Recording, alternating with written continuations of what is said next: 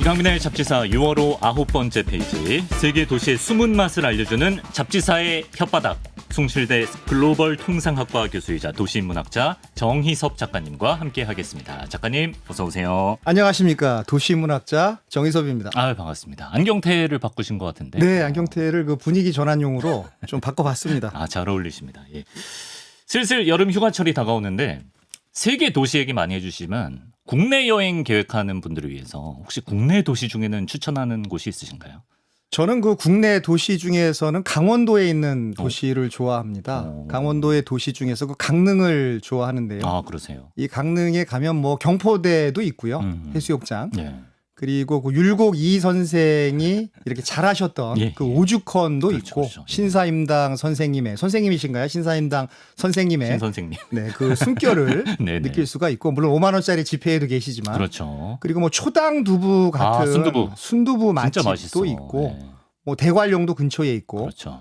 그러니까 뭐 바다도 있고 산수도 있고 너무 좋죠. 또 예. 커피 박물관을 제가 가봤는데 아. 커피의 역사를 볼 수 있었고 테라 땡땡. 그렇습니다. 예, 있고. 예. 그래서 뭐 그 강릉을 저는 굉장히 좋습니다. 물론 뭐 여름에 가면 사람들이 많아서 좀 뭐 불편할 수도 있지만 예. 좀 약간 한적한 날에 이렇게 가면 너무 좋고 강릉은 진짜 언제 가도 좋죠. 예. 그렇습니다. 맞습니다. 예. 강릉. 예. 혹시 못 고르고 계시다면 강릉 저도 추천해 드립니다. 자, 세계의 도시들을 맛보는 도시의 맛 시간입니다. 오늘은 동유럽의 아름다운 도시, 야경과 온천으로 유명한 그 도시, 헝가리의 부다페스트로 함께 떠나보겠습니다.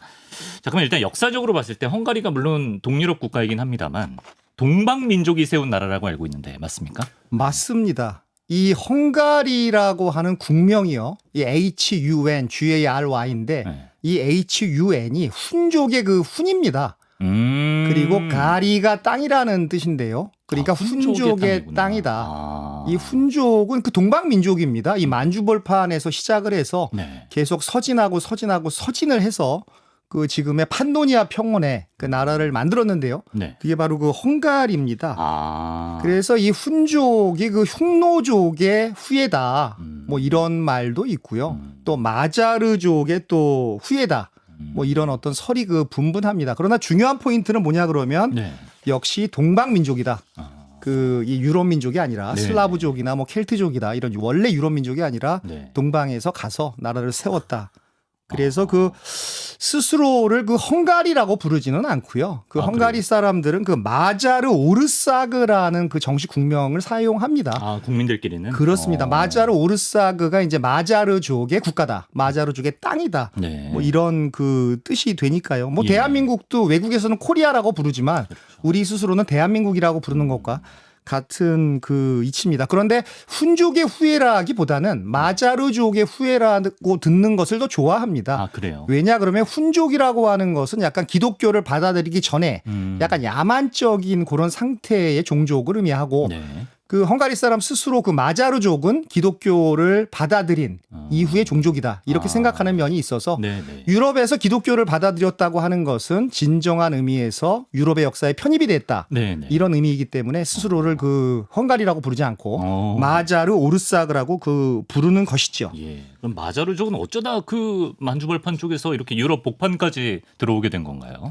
이 마자르족은 그 농업 경제가 아니라 그 약탈 경제였습니다. 그러니까 누군가를 이렇게 약탈을 해서 먹고 사는 그런 기마 민족이었는데요. 네. 그래서 6세기나 7세기 뭐 중국 역사로 따지면 뭐 수나라나 당나라 시대에 이 동쪽으로 한번 가본 겁니다. 동쪽으로 한번 또 뜯어먹으러 가자, 약탈하러 가자. 갔는데 뭐 바다밖에 안 나오고 태평양밖에 안 나오고 예. 또 아래쪽으로 내려가자라고 했더니 또 진시황이 또 이렇게 만리장성을 쌓아서 또 못 내려가게 하니까 아, 다시 방향을 서쪽으로 틀자. 서쪽밖에 없네. 그래서 계속 서쪽으로 서진을 하다가 네. 그래서 이베리아 반도 지금의 거의 뭐 그 이탈리아를 넘어서 이베리아 반도 스페인이 있는 곳까지 갔다라는 그런 문헌이 있고요. 예, 예.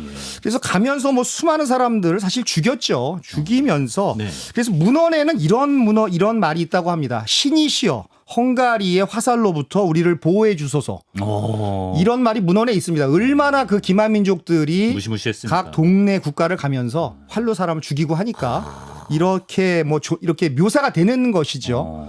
그래서 뭐 그 판노니아 평원이 헝가리가 있는 그 지역인데 아주 좋은 알짜배기 땅에다가 딱 그 짱을 받고 알을 네. 받고 네. 지금까지 이렇게 존재하는 나라가 이 네. 헝가리가 그 되는 것이죠. 그래서 그 유명한 게르만족의 민족 대이동이 네네. 바로 이 마자르족이 계속 서진을 하니까 네. 이렇게 자리를 내준 것이죠. 그렇죠. 아래로 내려가는 거죠. 네, 예. 계속 갔던 이런 엄청난 역사적인 사실을 예. 만든 것도 바로 이렇게 또 이 서진 뭐 세계사, 마자르족의 뭐 종교사를 다 바꾼 그렇습니다. 그렇죠? 마자르족의 이동이죠. 맞습니다. 예. 그 판노니아 평원을 참고로 아무도 눈치 못 채셨겠지만 오늘 입으신 의상이 판노니아 평원을 상징하는 의상이라고 합니다. 그렇습니다. 판노니아의 그 푸른 그냥 초원 아무렇지 않게 그렇습니다라고 하시는 게 그리고 예. 헝가리의 국기 안에도 이 또 초록색이 들어가 있으니까요. 그렇죠. 예. 네, 바로 거기에서 그렇습니다. 맞춰봤습니다. 네, 감사드립니다. 그럼 헝가리 국민들도 당연히 스스로를 동방민족의 후예라고 인식을 하겠군요. 그렇습니다. 동방민족의 후예라고 인식을 하고요. 네. 그것을 뭐 부끄러워하거나 뭐 이렇지 않고 자랑스럽게 생각을 합니다. 네. 우리는 동방민족의 후예다라고 얘기를 하고 그 자부심이 굉장히 이렇게 대단한 게 제가 물어봤어요. 네. 헝가리가 나는 그 동방민족이다. 나도 아시아에서 왔는데 네. 동질성이 있는 거 아니냐 그랬더니 동질성 있다. 오. 우리 아시아에서 왔다. 얘기를 했습니다. 네. 그러다 보니까 뭐 그 자부심이라고 하는 것은 뭐 대단합니다. 우리가 유럽에 있으니까 우리가 뭐 소외됐어 이게 아니라 대단한 자부심을 표현을 했습니다. 그렇군요.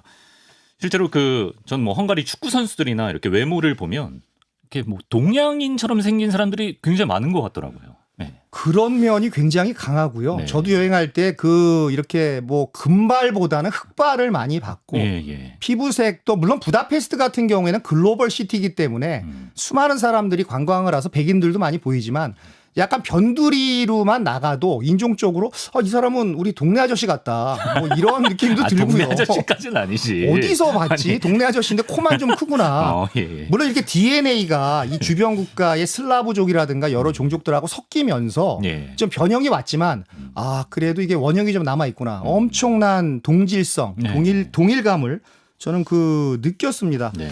그리고 또 한 가지는 그 헝가리 언어가요. 예. 굉장히 다릅니다. 다른 유러피안 언어하고 다른 게 한국어, 일본어, 또 터키어, 튀르키의 그 언어가 교차어입니다. 이 교차어라고 하는 것은 조사가 있는 것이죠. 조사가 붙어서 이렇게 네. 조사가 여러 가지 역할을 하는데 네. 한국도 뭐 을을 이가 뭐 이런 그렇죠. 게 붙어서 예. 어떤 뜻을 이렇게 나타내듯이 네. 근데 헝가리어가 교차어의 특징을 갖고 있고요. 그래요. 그리고 조사가 있습니다, 실제로.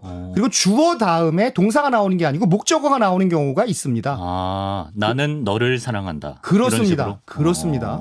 그래서 그런 언어적인 특징도 있고 또 더 재밌는 것은 유럽 같은 경우에는 이름이 먼저 나오고 패밀리 네임이 나중에 나오는데 네. 헝가리는 네. 패밀리 네임이 먼저 나오고 기분 네임이 나중에 나옵니다. 그렇군요. 이런 것도 동방민족의 그 뿌리가 있는 거고요. 예. 또 하나는 주소 체제도 너무 재미있어서 네. 보통 유럽은 작은 거가 이렇게 먼저 나오잖아요. 작은 그렇죠, 거가 그렇죠. 먼저 나오고 네. 맨 뒤에 이렇게 나오는데 네. 이 헝가리의 주소 체제는 큰 게 먼저 나옵니다. 우리랑 똑같네. 똑같습니다. 예. 뭐 대한민국 네. 뭐 이런 식으로 서울, 서울시, 용산구, 양천구, 뭐 양천구 뭐 이런 식으로. 그래서 그런 것도 나와 있고 그리고 더군다나 더 강력한 동질성. 고추와 마늘을 즐겨 먹는다. 이거는 진짜 인정이. 아까 동네 아저씨 인정이네 이거. 네. 고추 마늘까지 드시네. 고추를 이렇게 드시고 계시는 예. 아저씨를 보면 야, 친숙합니다 정말. 그렇습니다. 예. 심지어 헝가리가 우리 대한민국과도 특별한 외교적인 인연이 있다면서요? 아주 큰 외교적인 인연이 있고요. 네. 1989년 벌써 40년 전인가요? 헝가리는 그 공산권 국가 중에서 네. 대한민국과 수교한 첫 번째 나라가 됐고요. 그래요. 더 재미있는 것은 북한과의 관계를 단절하지 않은 채 북한과도 외교 관계를 맺고 네. 한국과도 외교 관계를 맺고 양쪽으로 맺었습니다. 그래서 그 당시에 북한이 엄청나게 반발을 하면서 대사관을 철수하겠다. 예. 뭐 이런 협박까지 했던 걸로 제가 알고 있습니다.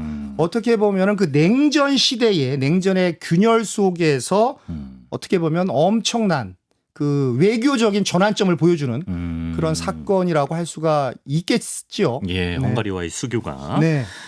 좋습니다. 그럼 정감이 느껴지는 나라 헝가리의 수도 부다페스트 한번 들어가 보겠습니다. 자, 그럼 일단 도시 이름 부다페스트는 어떤 뜻을 가지고 있나요? 부다페스트라고 우리가 이제 이렇게 발음하는 것은 그 독일어 발음이고요. 헝가리어 발음으로는 그 부더페슈트라고 이렇게 발음을 합니다. 부다페슈트. 네. 그러나 우리에게는 이제 독일어 발음이 더 그 친숙한데요. 네. 원래는 부다라는 도시가 있었고 또 페스트라는 도시가 따로 있었습니다. 예. 가운데 이제 다뉴브강, 도나우강이 흐르는 것이고요. 네. 그래서 언덕 위에는 이제 좀 부자 사람들, 왕족 이런 사람들이 부다에 살았고 페스트는 그 상인 계급들, 평민 계급들이 살아서 좀 반목이 있었습니다. 서로 뭐 깍쟁이다, 뭐 거만하다, 뭐 이렇다, 비굴하다, 뭐 이러면서 예. 그래서 장사치다 막 했었는데 네. 그것이 이제 나중에 연결이 돼서 부다페스트가 된 거고요. 헝가리어 발음으로 그 부다라고 하는 이 부도라고 하는 것은 훈족의 지도자였던 네. 그 블레더라는 그 장군이 있었습니다. 이 블레더에서 부다가 나왔다. 그런 설이 있고요. 예. 또 슬라브어로 그 물을 뜻하는 그 보다에서 나왔다. 또 이런 설도 있습니다. 뭐 설은 설이니까요. 그렇죠. 그리고 페스트라는 말은 그 슬라브어로 그 동굴을 뜻하는 그 페슈테라에서 나왔다. 동굴이 사실 많습니다. 아, 그래요? 네, 동굴이 곳곳에 있었고요. 예. 그래서 이 그 두 개의 도시가 합쳐진 것이죠. 그래서 약간 스토리텔링적으로 살펴보면 네. 이 부다가 물이라는 뜻이고 네. 페스트가 평야라는 뜻이라서 네. 이 둘은 갈라놓을 수가 없다. 아하. 그래서 약간 스토리텔링적인 이름 부다페스트. 뭐 이렇게 해석하시는 분도 물론 있습니다. 공존할 수밖에 없다 이거죠. 그렇습니다. 예. 그러니까 약간 서울이랑도 좀 비슷한 것 같아요. 도시 구조가. 우리 한강을 기준으로 강북, 강남 나누듯이 그렇습니다. 부다페스트도 다뉴브강을 중심으로 사이에 두고 서쪽이 부다, 그렇습니다. 그리고 동쪽이 페스트. 그렇습니다. 이렇게 나누어져 있는 것이죠. 네. 이 다뉴브강은 또 어떤 강인지 한번 소개해 주시면 좋겠습니다. 이 다뉴브강은 사실 그 러시아에 있는 볼가강을 그 비교할 때 볼가강이 유럽에서 가장 길고요. 그리고 두 번째로 긴 강이 유럽에서 이 다뉴브 강입니다. 길이가 그 2,860m가 됩니다. 진짜 기네. 그래서 독일 남부에서 발원을 해서 이게 굽이굽이 갑니다. 오스트리아를 지나고 체코를 지나고 헝가리를 지나고 또 루마니아를 지나고 불가리아 지나고 우크라이나를 지나서 네. 거의 10여 개국을 지나서 그 흑해로 빠져나가는 그런 강입니다. 그런데 참 재미있는 것은 어떤 분은 그 다뉴브 강이 있고 네. 도나우 강이 있고 네. 이렇게 두 개의 강이 있다라고 생각하시는데 그게 아니라 같은 건가요? 다뉴브 강은 영어 이름이고요. 네. 도나우 강은 이 독일어 이름이고. 근데 보통 독일에서 발원을 했기 때문에 네. 도나우 강이라고 보통 부르고요. 아름답고 푸른 도나우강. 그렇습니다. 그렇죠. 예. 네. 그리고 체코 말로는 두나이강이라고 하고 또 헝가리 말로는 두나강이라고 하고 그렇지만 보통 이제 도나우강이라고 많이 부르고 네. 다뉴브강은 이제 영어다. 아, 그게 그렇구나. 이제 영어구나. 네. 예. 그래서 그 2,860km 중에서 헝가리를 관통하는 부분이 약 417km 정도 됩니다. 네. 그래서 헝가리를 그 한 7분의 1 정도, 네. 7분의 1 정도의 그 다뉴브 강이 네. 헝가리를 관통해서 흑해로 빠져나간다. 그것이 아주 중요한 것이 되겠습니다. 네. 그리고 그 다뉴브강 위에 보면 부다와 페스트를 하나로 이어주는 굉장히 상징적인 다리가 하나 있다고요. 그렇습니다. 바로 그 세체니 백작이 건설한 네. 화합의 화합의 다리, 바로 그 세체니 다리가 있는데요. 백작 이름이군요. 그렇습니다. 이 세체니 다리가 너무 중요합니다. 어떻게 보면은 네. 1849년 11월 20일에 네. 이 다리가 이렇게 건설이 되었는데요. 네. 이게 현수교입니다. 현수교가 가운데 기둥이 있고 줄을 통해서 이렇게 연결한 것을 현수교라고 하는데 네. 이 다리가 어떻게 보면은 그 부다와 페스트의 반목을 완전히 끝내버리는 근데 아까 싸웠다 그러셨잖아요. 그렇습니다. 그래서, 이 두 도시의 반목과 질시와 이런 것들을 끊어버리는 그 다리였고요. 참 재미있는 것은 뭐냐 그러면 네. 이 세체니 백작이 사비를 들여서 개인의 돈을 들여서 국가가 전혀 이렇게 관여하지 않고 예. 사비를 들여서 개인 들였다는 자금으로? 게 그렇습니다. 와. 개인 자금으로 돈을 많이 썼습니다. 평화를 위해. 평화를 위해서. 원래는 아버지의 어떤 일을 하러 네. 이렇게 가려고 했는데 계속 범람이 되니까 네네. 한번 짓자 뭐 이런 의도를 가지고 만들었다고 하는데 결과적으로는 뭐 이게 화합이 됐으니까요. 예. 그래서 이 분이 스코틀랜드의 그 설계 기사인 그 윌리엄 클라크라는 사람과 네. 또 건축가가 아담 클라크를 초빙을 해서 이 사람들한테 이렇게 의뢰를 했고요. 네. 그러다 보니까 세체니 그 백작이 너무 유명해져서 지금은 세체니 그 헝가리의 화폐 이름이 그 예. 포린트인데요. 예. 그 5천 포린트 안에 이 세체니 백작이 들어가 있습니다. 그럴만해. 국민 영웅이에요. 국민 영웅입니다. 더군다나 이 사람이 이제 그 이 다리를 지어놨는데 예. 이 아담 클라크라는 사람은 자기 다리에 너무 도취돼서 죽을 때까지 그 다리 옆에 집을 져놓고 살았다라고 하는 스코틀랜드 분인데 네, 일화가 아주 또 너무 자랑스러워서 자랑스러운 것이죠. 내가 이 그럴 수 부다 있죠. 페이스트를 네. 연결시켰구나. 그럴 수 있죠. 화합을 예. 만들었구나. 네. 뭐 그 일화도 너무 그 유명합니다. 예, 그렇습니다.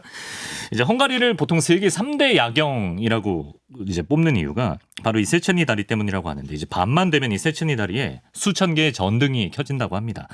그럼 그 전등 켜진 그 야경 장관을 어디서 봐야 제일 멋지게 볼 수 있는 건가요? 네. 보통 이런 야경이라고 하는 것은 좀 높은 데서 보는 게 맞습니다. 그래서 페스트는 저 아래 동네이기 때문에 네. 페스트에서 올려다 보는 것보다는 아. 이 부다에서 이렇게 내려다보는 것이 훨씬 아름답지요. 근데 예. 뭐 사람마다 취향이 다르니까 음. 그것도 뭐 다를 수가 있습니다.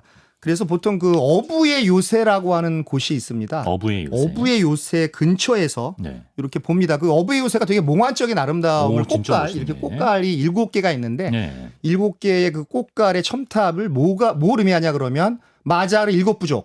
아, 그래요? 마자르 7부족이 와서 예. 여기 세웠다 그래서 꽃갈 모양의 첨탑 네. 7개를 세워놨는데요. 네. 거기서 그 내려다보는 그것이 아주 굉장히 몽환적이고 아름답습니다. 예. 근데 저기는 왜 어부의 요새라고 하나요? 그게 두 가지 설이 있습니다. 예. 그 외적으로부터 이렇게 침입을 막기 위해서 예. 어부들이 여기에 그 요새를 만들었다. 감시하기 위해서 언덕 위에 요새를 만들었다. 이런 게 하나 있고 네. 또 하나는 여기가 바로 아래가 강이니까요. 네. 강에서 그 어시장이 여기서 어시장이 열렸다. 요 근처에서. 아. 그래서 어부의 요새. 근데 저는 뭐 약간 애국심 쪽으로 연결하는 스토리텔링이 더 멋있지 않습니까? 여기 뭐 어시장이었기 때문에 어부의 요새 이거보다는 예, 예. 나라를 지키기 위해서 요새를 만들었다. 네. 뭐 이런 애국심과 연결되는 스토리텔링이 더 아름답지 개인적으로는 않나. 전자를 믿어보고 싶다. 그렇습니다. 예, 알겠습니다. 예. 그럼 우리가 부다 간 김에 부다 지구에서 또 볼만한 곳이 있다면 어디가 있을까요? 부다 지구에서는 저는 역시 그 겔레르트 언덕을 저는 꼽습니다. 이 겔레르트라는 사람이 헝가리의 기독교를 전파로 온 그 선교사입니다. 아, 그래요? 예. 근데 이 선교사가 왔는데 1045년에 아직 기독교화가 되기 전에 헝가리의 그 폭도들이 왜 자꾸 종교를 강요하느냐 선교하느냐 그래서 요 겔레르트 선교사를 잡아다가 네. 와인통에 집어넣고 어? 못질을 해서 그냥 도나우 강에 빠뜨려서 죽여버립니다. 아유. 예. 아주 잔인한 일을 한 그렇죠, 것이죠. 그렇죠. 예. 그래서 이 겔레르트가 헝가리의 최초의 순교자가 됩니다. 근데 이 순교자를 기리기 위해서 겔레르트 언덕을 조성을 했고요. 네. 요 겔레르트 언덕 그 옆에 그 동상을 만들었거든요. 예. 겔레르트 동상을 만들었는데 네. 요 겔레르트 동상을 누가 만들었냐 그러면 세계적인 헝가리가 낳은 세계적인 건축가 그 지그몬드 슈트리볼이라는 사람이 요 동상을 만들었습니다. 그래서 굉장히 미학적이고 네. 근데 겔레르트 언덕이 왜 중요하냐 그러면 부다와 페스트를 다 조망할 수 있는 여기서 찍으면은 내가 아무리 사진을 못 찍는 똥손이다. 똥손도 명작이 나오는 어떤 그런 장소입니다. 예. 그래서 부다 지구의 약간 끄트머리에 있거든요. 끄트머리에 끝에 있으니까 부다 지구도 담을 수가 있어요. 그렇습니다. 이렇게 어. 보면 세체니 다리도 나오고 오. 그다음에 부다페스트 국회의사당도 나오고 아, 저기가 스팟이네. 네, 아주 좋은 그 장소입니다. 그 예. 포토 스팟이고요. 네. 그리고 또 하나는 역시 그 부다페스트 국회의사당입니다. 아. 너무나 위대한 건축가들이라고 하면 다 아는 어. 그 임내 슈테인들이라고 하는 사람이 건축가가 예. 이것을 건축을 했습니다. 그 네오고딕 양식으로 지어졌기 때문에 삐죽삐죽합니다. 무슨 대칭이 되게 거의 완벽하네요. 네, 예. 신의 세계를 그 이렇게 상징하는 그 고딕 양식이고요. 근데 이 첨탑이 몇 개가 있느냐? 365개가 있습니다. 365일을 상징하는 아하. 365개가 있고요. 예. 그리고 길이가 268m나 되고 세계에서 두 번째로 큰 국회의사당이고요. 아, 그래요. 그리고 1000년 헝가리 건국 1000년을 기념을 해서 네. 그 1882년에 공모전을 실시를 하고 그리고 1884년에 착공을 해서 1902년에 완공을 한 정말 대단한 국회의사당인데 어떻게 보면 부다페스트의 야경을 홀로 네. 책임지고 있는 엄청난 랜드마크라고 할 수가 약간 그 그랜드 있습니다. 부다페스트 호텔 웨스 앤더슨 감독 영화 포스터 느낌도 나는 것 같아요. 그렇습니다. 저 사진 보면. 네. 예. 너무 멋있습니다. 그렇습니다. 자, 그럼 이제 반대편 페스트 지구도 한번 둘러보죠. 여기도 이제 색다른 매력을 가진 스팟이 많다고 하는데요. 특히 이제 페스트 지구에는 그 부다페스트의 봄이라 불린 헝가리 민주화 역사의 현장이 고스란히 남아 있다면서요? 그렇습니다. 이 헝가리라고 하는 그 나라는 대단합니다. 그래서 민주화를 하려고 했습니다. 민주화를 하려고 했는데 그게 소비에트 연방 때문에 어떻게 보면은 탄압을 받아서 학살을 당하면서 이렇게 없어졌는데요. 이게 프라하의 봄과 더불어서 부다페스트의 봄도 있었습니다. 예, 예. 1956년도에 국회의사당 바로 앞에 그 코슈트 광장이라고 있는데요. 이 코슈트 광장 앞에서 많은 사람들이 그 항의 데모를 하는데 그걸 무력 진압을 했습니다.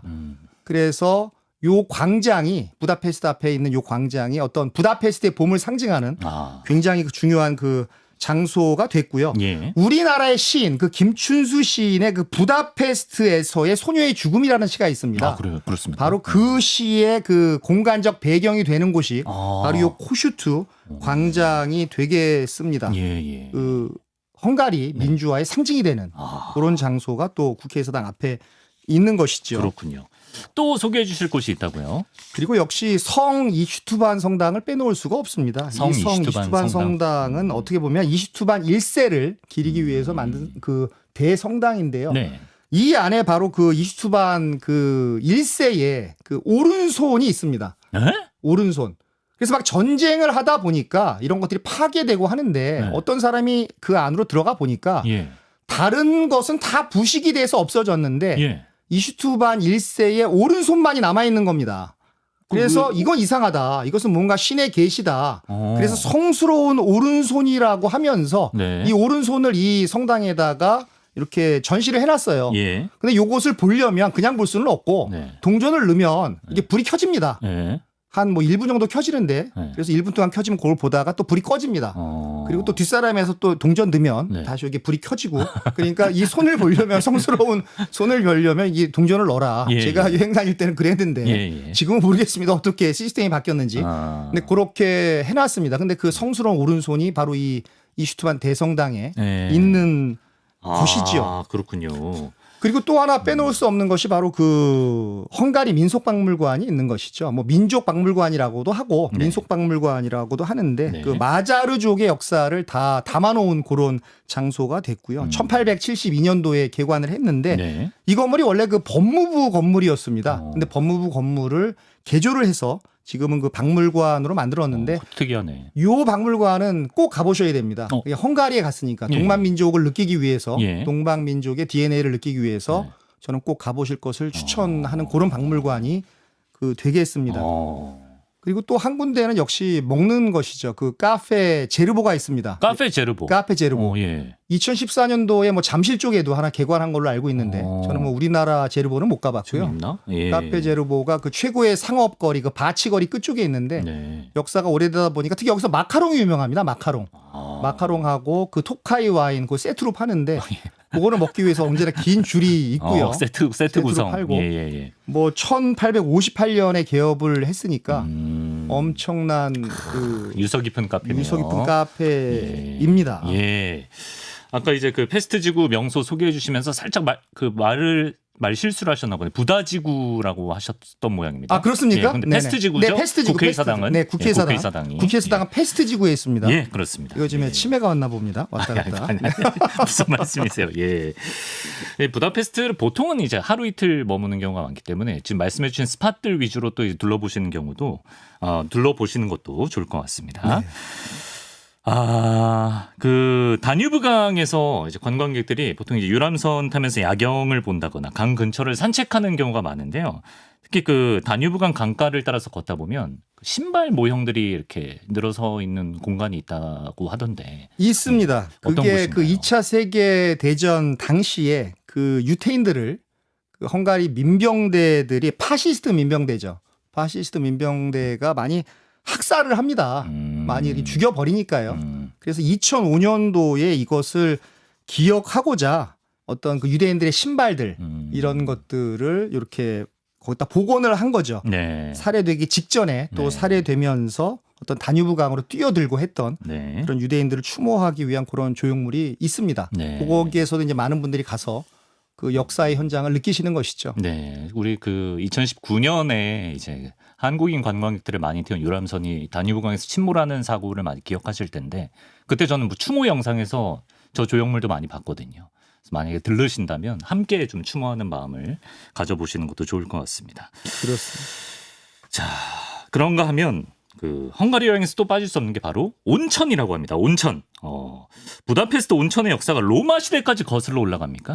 그렇습니다. 로마 제국은 뭐 어디를 가나 그 어떤 행정부나 뭐 이런 것들을 만들고 예. 그런 막사도 만들고 뭐 시장도 만들고 하는데 빠뜨리지 않고 만드는 게 역시 그 온천입니다.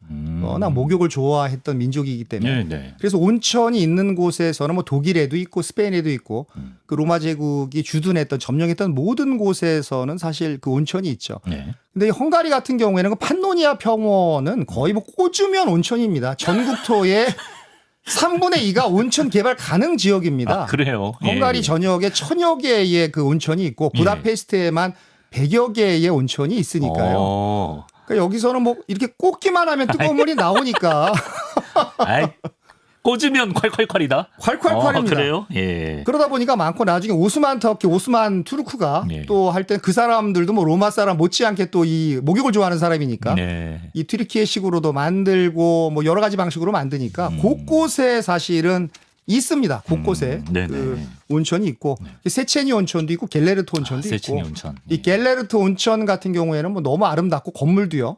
그래서 거기 들어가서 이렇게 좀 약간 휴식을 취하고 오시는 것도 저는 아주 강추를 아유, 드립니다. 좋아 보이네요. 예. 참고로 이 판노니아 평원에서는 네네. 이 온천만 있는 것이 아니라 거위를 키웁니다. 거위요? 거위를 키워서 예, 예. 그 프랑스 사람들이 좋아하는 푸아그라. 아, 이 푸아그라 간요리. 예. 푸아그라를 이렇게 생산을 합니다. 전 세계 80%의 푸아그라가 바로 이 판노니아 평원에서 그래요? 나오고요. 그리고 마트 같은 데 가면 이 마트에 네. 그 푸아그라 통조림을 볼 수가 있고 예, 예. 그리고 뭐 이 한 마리 거위를 잡는데 이 털만 쓰는 게 아니라 또 뭐 간만 쓰는 게 아니고 털을 써서 거위털. 유럽사 네. 거위털 네. 그래서 구스다운도 만들고 아. 유럽 사람들의 겨울을 책임진다 이런 말이 있을 정도로 그 구스 구스다운 네. 이불을 만드는 것이죠. 그래서 우리나라에서 파는 많은 이불 제품들 이런 것들을 예, 예. 라벨을 까보면 대부분이 그래요. 네 메이드 인 헝가리, 헝가리예요? 헝가리 이렇게 나와 있습니다. 꽂으면 온천이 콸콸콸이고 또 거위들도 뛰어놀고. 구스다운 생산 1위 국가고요. 몰랐네. 그러니까 아주 부자 나라인 것이요. 예. 아주 부자 나라입니다. 그 판노니아 평원을 상징하는 옷을 입고 이렇게 또 재밌는 강의해주고 계십니다. 이번에 헝가리 사람들 얘기를 한번 해보겠습니다. 헝가리 하면 사실 유럽 다른 나라에 비해서 어떤 대표적인 인물이 바로바로 떠오르지는 않는 것 같거든요. 하지만 의외로 인류사에 크게 기여한 사람들을 많이 배출한 나라가 헝가리라고 하던데요. 그렇습니다. 네. 지표로 말씀을 드리면 헝가리가 그 지금까지 노벨상을 15명 배출을 했습니다. 그것도 뭐 물리학상, 뭐 화학상, 생리학상, 경제학상, 문학상 그리고 평화상까지 그 획득을 했고요. 예, 예. 아주 유명한 사람이 많은데 그중에서 아주 유명한 사람이 바로 라슬로 비로라는 사람이 있습니다. 라슬로 비로가 누구냐 아주 그러면 유명한 사람인데 처음 듣는 분이에요. 그렇습니까? 예, 예, 예. 남미에서는 너무 유명해서 예, 예. 이 볼펜을 비로라고 합니다. 이 사람이 볼펜을 발명했거든요. 볼펜 발명가요? 볼펜을 발명한 사람이고 우리 썬킴 선생님이랑 필기구 역사 때 나왔던 그 사람이구나. 그 사람입니다. 헝가리 사람이구나. 그래서 아르헨티나에서는 그 발명의 날이 있는데 네. 그 이 발명의 날에 이 비로를 또 기리는 예. 그런 행사도 하고요. 아르헨티나 발명의 날이 그 9월 29일인데 예. 바로 그날이 그 비로의 생일이기도 하고 그래서 이 볼펜도 개발하고 예. 또 세계 최초의 슈퍼컴퓨터로 알려진 애니악 예, 예. 그 애니악을 그 부다페스트 공대 출신의 그 폰 노이만 박사가 만들었고요. 예, 예. 그리고 우리가 이렇게 하는 큐브 두뇌 이렇게 치매 예방에 좋은 예. 제가 좀 많이 해야 될 것 같은데요. 아니죠. 헝가리에서 발명되었고 또 원자 폭탄의 그 핵 연쇄 반응 체인 리액션 예. 그 반응을 그 밝혀낸 사람도 헝가리 사람이고 세계 최초로 그 파프리카에서 비타민 C를 추출해낸 사람도 파프리카가 아니라 헝가리 사람이고 그리고 세계 최초의 전기 모터와 전기 발전기를 발명한 사람도 예. 그 헝가리 사람이고 그러니까 동방민족의 DNA가 있는 거죠. 동방민족의 그러네. 손재주, 요 젓가락질하는 요런 그러네요. 그게 있기 네. 때문에 저는 이런 것들을 발명했다고 저는 생각을 합니다. 그렇군요. 일리 있는 것. 네. 세계 최초로 파프리카에서 비타민 C를 발견했다고요? 네, 파프리카에서 비타민 C를 네. 추출해낸 사람. 추출했다고. 훌륭한 분이네. 훌륭한 분입니다. 예. 헝가리 대단합니다. 그리고 이제 헝가리 하면 이 피아니스트 얘기를 빼놓을 수 없을 것 같습니다. 이 곡 다들 아실 것 같은데요.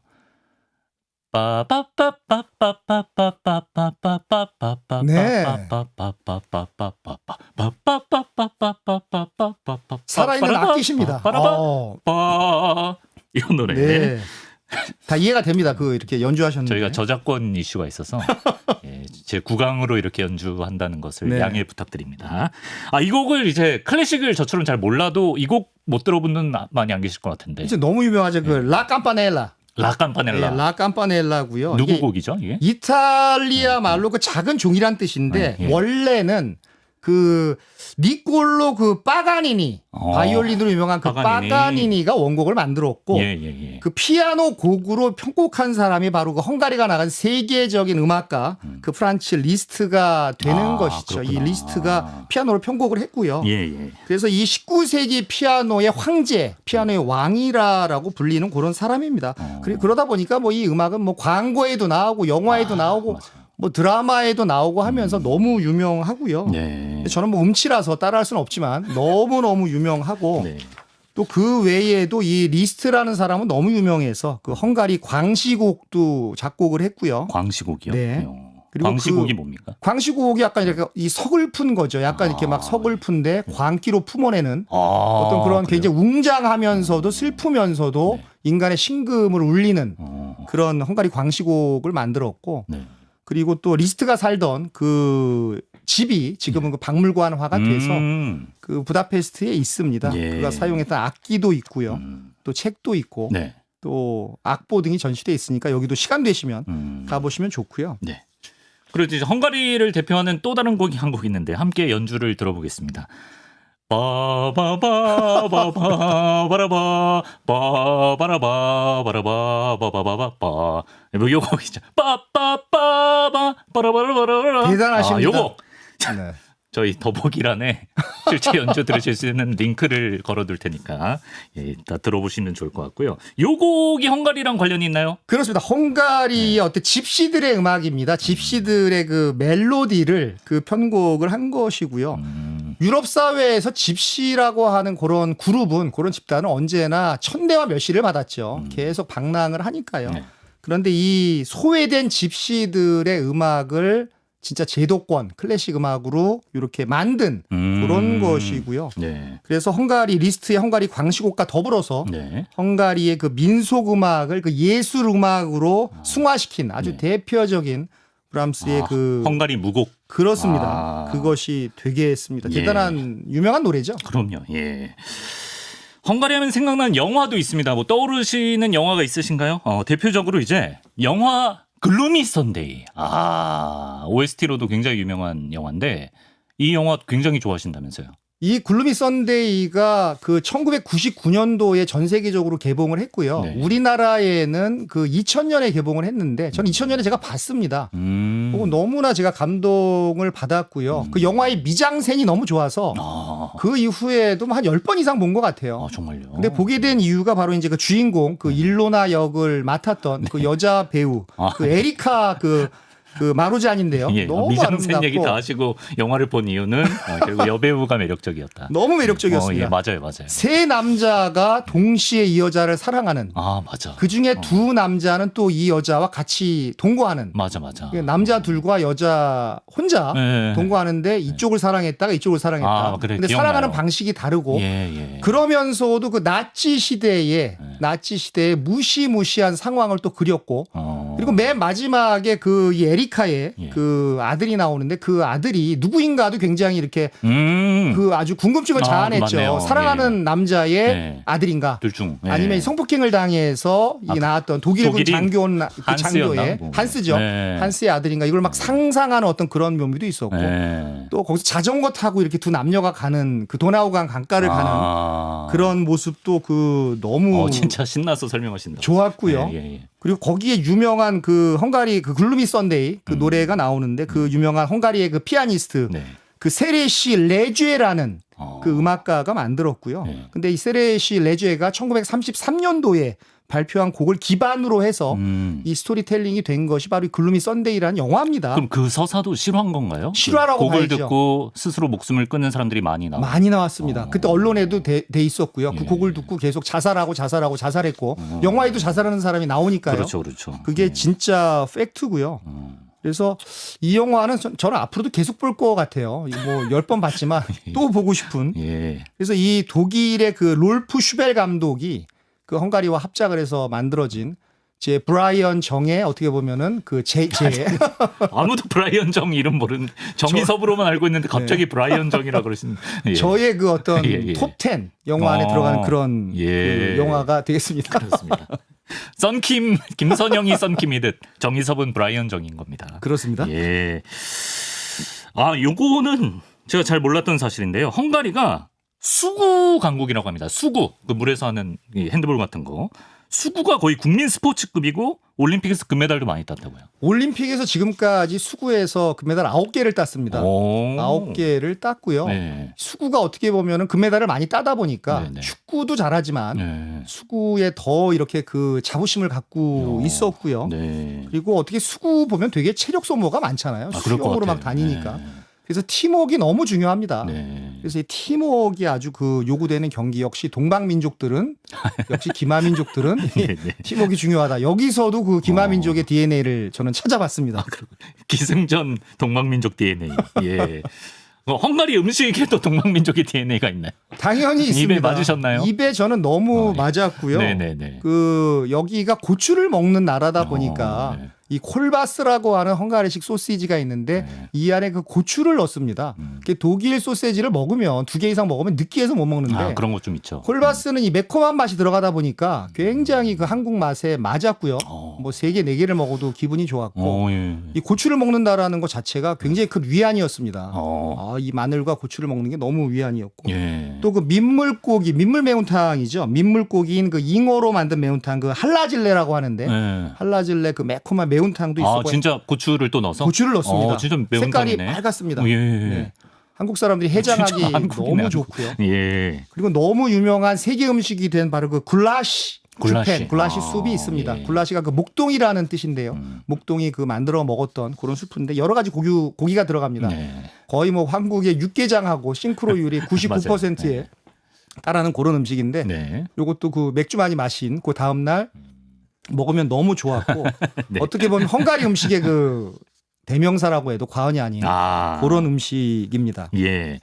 헝가리가 아까 그 최초의 순교 작품은 와인통에 넣어서 몹쓸 짓을 했다 그랬잖아요. 겔레르트. 네. 와인도 유명하다고요. 와인이 너무 유명하고요. 예. 와인 중에서도 그 귀부 와인이 있습니다. 귀부 와인. 귀부 와인이 어떤 분이 뭐 귀부가 불어라고 하는 분도 있는데 그게 아니고 아, 예.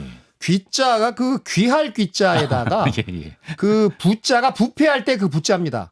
그러니까 썩는다. 그렇죠. 예. 부패할 때 썩는 예, 거죠. 예. 귀하게 썩었다. 아, 그런 뜻입니다. 잘 발효됐다. 그래서 이 포도 자체가 네. 병에 걸려서 포도병에 걸려서요. 예. 이게 쭈그라든 겁니다. 네. 쭈그라들다 보니까 수분이 빠지고 당분만 남은 거죠.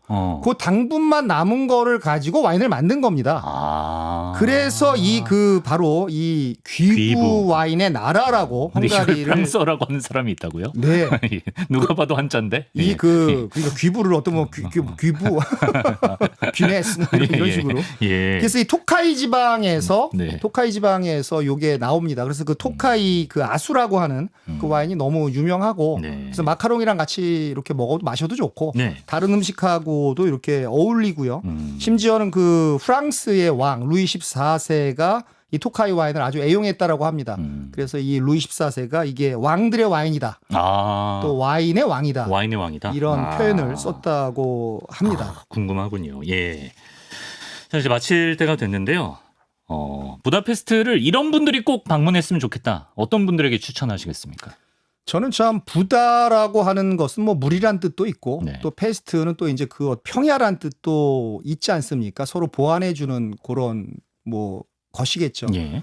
페스트는 부다에서 바라볼 때 가장 아름답습니다. 그리고 어. 부다는 또 페스트에서 바라볼 때가 가장 아름답습니다. 어허. 서로 거울이 되는 겁니다. 예, 예. 우리가 상대방을 우리가 볼 수 있을 때 네. 진정한 이렇게 인정할 때 더 아름다운 거 아니겠습니까? 그러니까 서로의 거울이 되는 것이죠. 예. 그러다 보니까 화합하지 못하는 사람들 내가 약간 불협화음을 많이 만들어낸다. 뭐 이런 사람들은 부다페스트에 가서 이 부다와 페스트가 세체니 다리로 연결되는 이 네. 스토리텔링을 듣는 것만으로도 많이 이렇게 치유가 되지 않을까, 힐링을 받고 오지 않을까.